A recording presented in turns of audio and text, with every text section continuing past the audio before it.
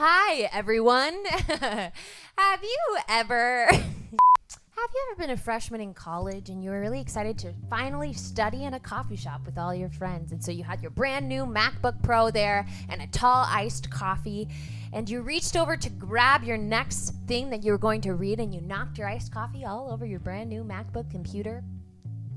Hi, I'm Rachel Lawson, and welcome to the show.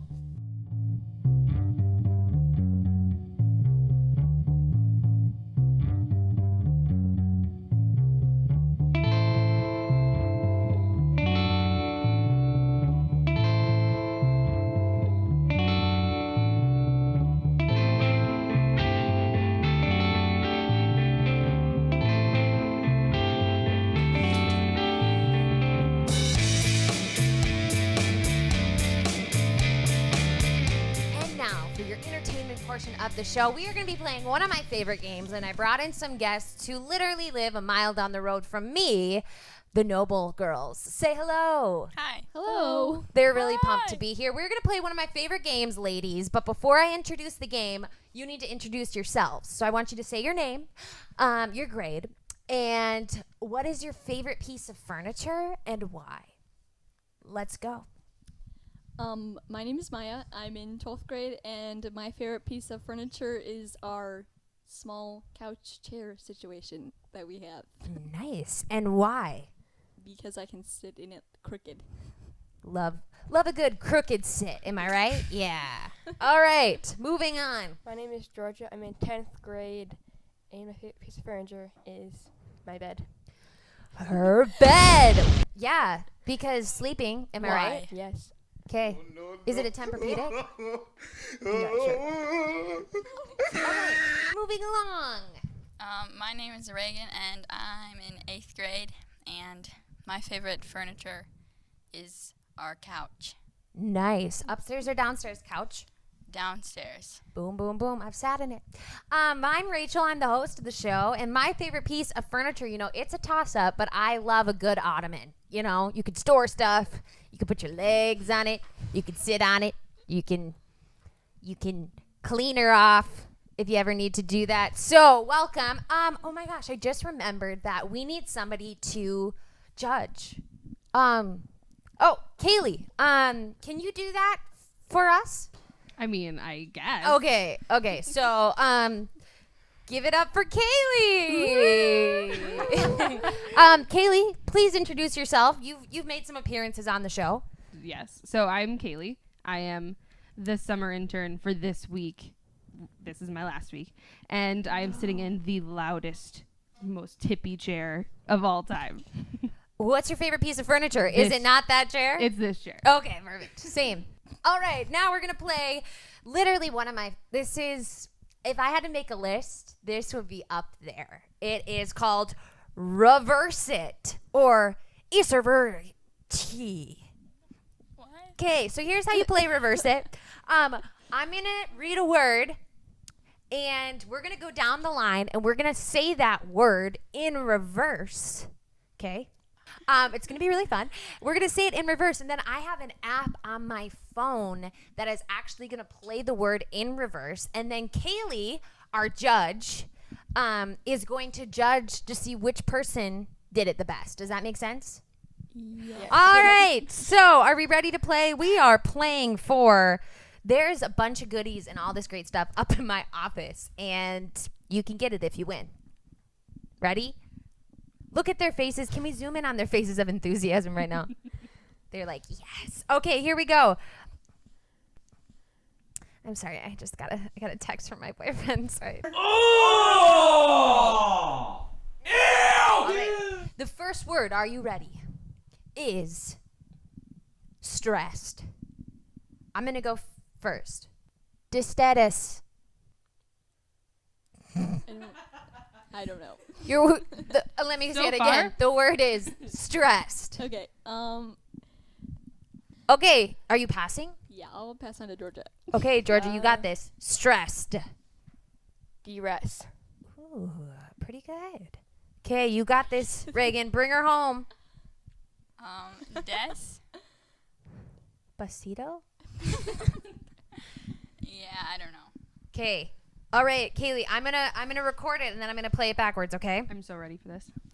Stressed.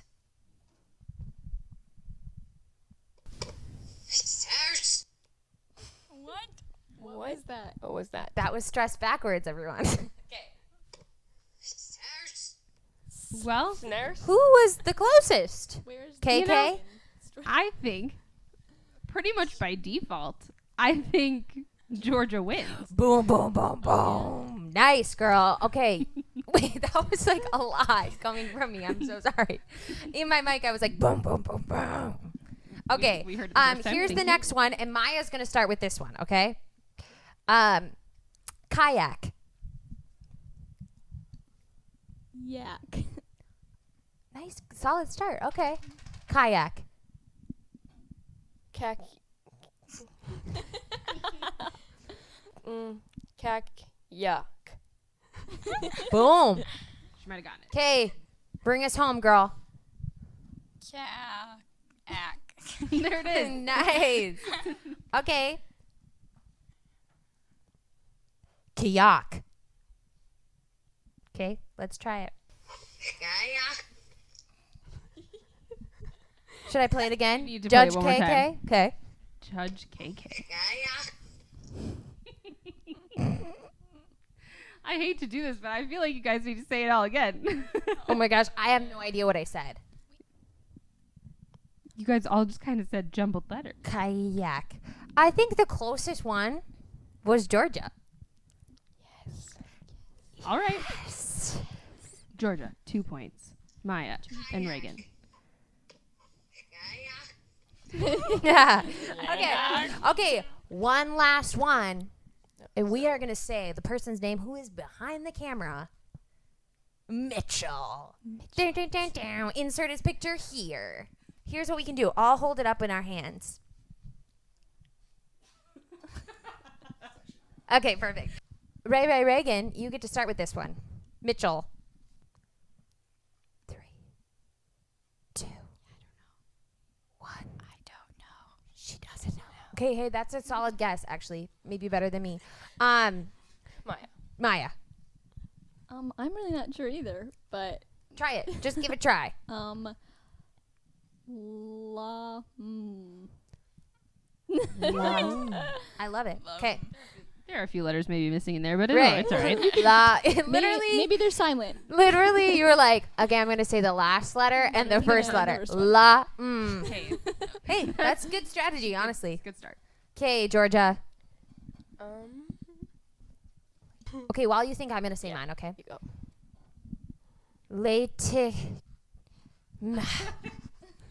Leitima. You don't have any ch sound in there. Oh, yeah. Okay, but the ch is backwards. It's HC. But Itch. when you play it, it doesn't know to put the ch together. Okay, so Leitima. There it is. That's the winner. Leitima. Let's Can you try imagine it. like running around the building trying to find Mitchell? Leitima. Leitima. Leitima. And now it's George's turn. Okay, Georgia. Let it. Ooh, there's a reason She might she's have won gotten it. so far. Okay, let's try it. Mitchell. Wash him. I think Georgia got it. Literally? Okay, when you edit this, can you put her right next to what that was? Because that was almost identical. Wash him. Do you speak backwards? No. Judge KK. Yes. Who won? I think it was pretty clear that Georgia won. Yep. She got 3 points for all Boom, three boom, rounds. Boom, boom, boom, boom, boom. Nice job, Georgia. I didn't know you could speak backwards. Well, fun fact, I ran by your house yesterday. That's a fun Cool. fact. Fun fact. Yeah. And it was. And You guys are killing me. This is amazing. all right. Well, ladies, thank you for coming. Yep. We love Yep. having you on the show. And yeah, we'll see you later. All right, bye. Okay, bye. Bye.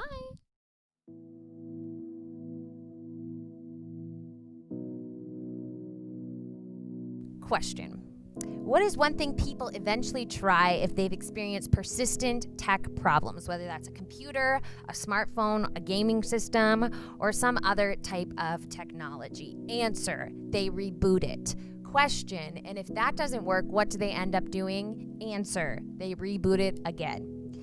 Now, you may not have realized it, but there's a reboot in the Bible. God doesn't seem to call it that, of course, but that's what happened with Noah and the ark. At the beginning of the episode, I told you a story about how I spilled an entire cup of coffee on my brand new MacBook computer.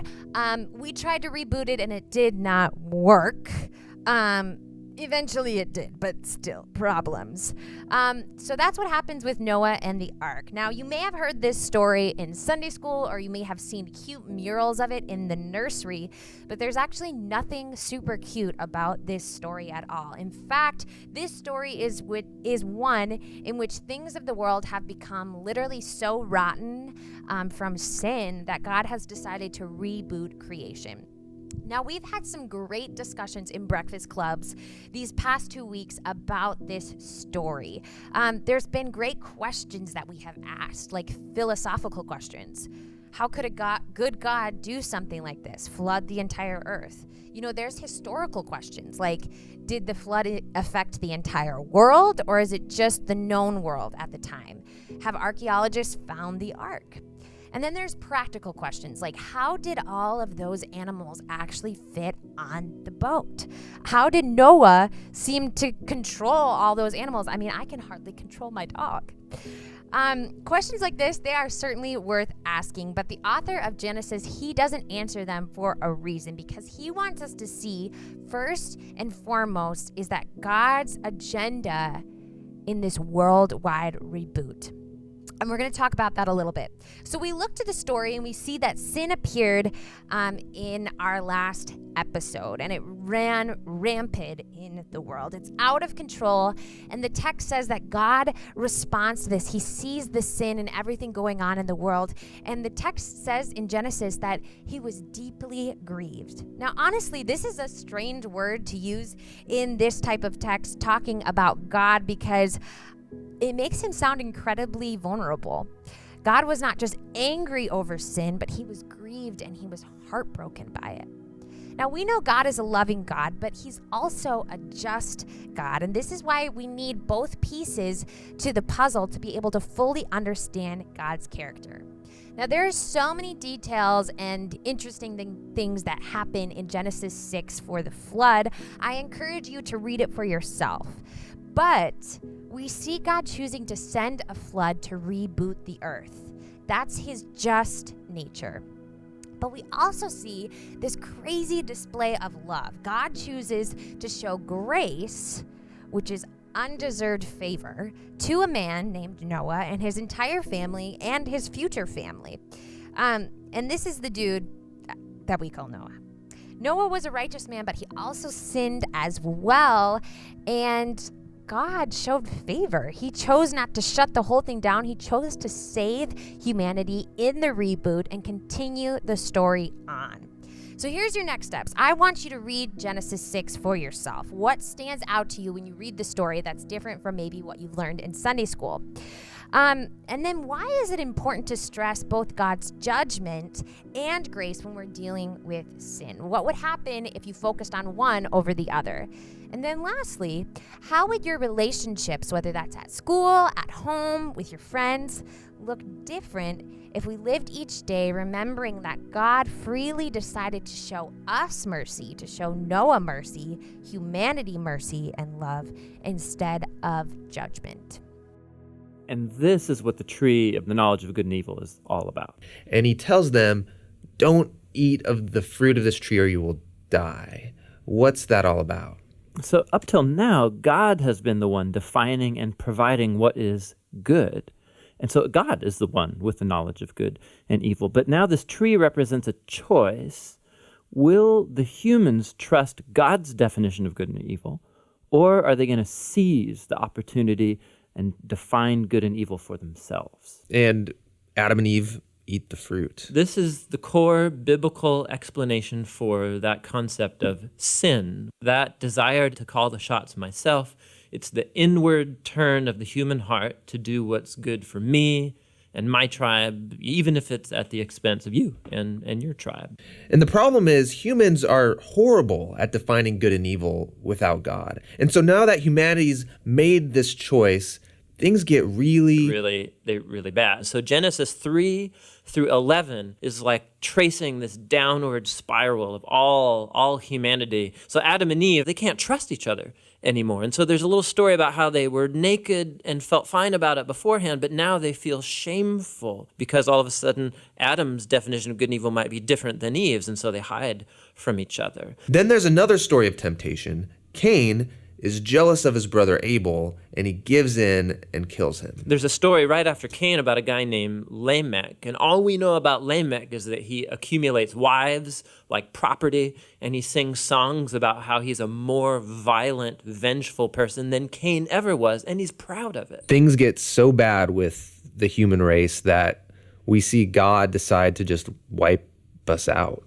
Yeah, we typically think of the flood story is about God being angry, but it actually begins with God's sadness and grief about the state of his world. And so out of his passion to preserve the goodness of his world, he washes it clean with the flood. But there's a glimmer of hope. He chooses Noah and his whole family, and he saves them on this boat. Yeah, don't forget about the animals. Right, and the animals. So Noah and his family are going to reboot all of humanity. I mean, he must be a pretty great guy. Thanks everyone for tuning in. We only have one episode left of the show before our fall. Okay, sorry. Thanks everyone for tuning into the show. We only have one more episode left until the fall programming begins. What? And another sad announcement is that Kayleigh is departing. She's going back to seminary. No. Kayleigh, you have been so much fun. Thank you for participating in all the different ways. You know, we had a lake day last week. We'll put pictures up because that was a ball. It was so fun. Yeah, it was so fun. Kayleigh, you're the best. I know you didn't ask for it, but I decided to send you home with something. Oh, no. My dog. How about I get something else? Okay. You can keep Minnie. Okay. And I'll just stay. I love it. Then we can share Minnie. Okay. Actually, I would still give you 97% of the time with Minnie, and I'll take the other 3%. That's necessary. Okay, so she doesn't want to take my dog, but that's okay. Kayleigh, thank you for being here. We're gonna miss you so much. I'm gonna miss being here. Join us virtually, huh? You better believe you're not getting rid of me that easy. There's pros to COVID. Yes. I love it. Okay, sweet. Hey, HCY fam, we are so looking forward to the fall. We are looking forward to seeing you face to face. And so be on the lookout on social media, on your emails for updates that are coming to you soon. We're praying for you. We're here for you. And we just love you all. Yeah, so we love you a lot. See you later. Bye.